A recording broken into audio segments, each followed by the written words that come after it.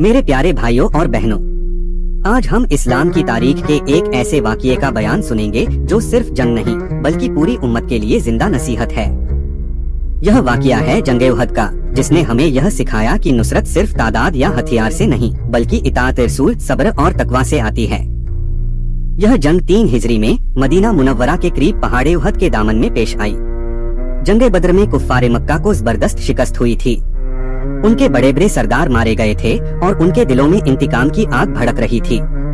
इसी आग में जलकर अबू सुफियान की क़ियादत में 3000 का लश्कर घोड़े, हथियार और औरतों के साथ मदीना की तरफ बढ़ा ताकि मुसलमानों के हौसले तोड़े जाएं। जब रसूल करम सल्लल्लाहु अलैहि वसल्लम को इसकी खबर मिली तो आपने हमेशा की तरह सहाबाए किराम से मशवरा फरमाया। कुछ बुजुर्ग सहाबा की राय थी कि मदीना में रहकर दिफा की जाए, जबकि नौजवान सहाबा, जिनका जज्बा शहादत बुलंद था, खुले मैदान में जंग चाहते थे। आखिरकार रसूल अल्लाह सल्लल्लाहु अलैहि वसल्लम ने उनकी राय कबूल की और लश्कर लेकर मैदान की तरफ रवाना हुए।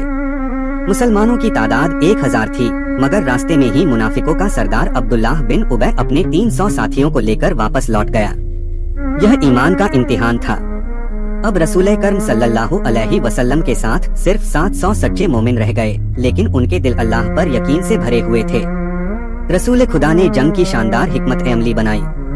आपने 50 तीरंदाजों को एक छोटी पहाड़ी पर मुकर्रर किया और बहुत साफ अल्फाज में फरमाया, तुम अपनी जगह हरगिज न छोड़ना, चाहे हम जीतें या हारें। यह हुक्म सिर्फ उस दिन के लिए नहीं था, बल्कि कियामत तक आने वाली उम्मत के लिए था। जंग का आगाज हुआ।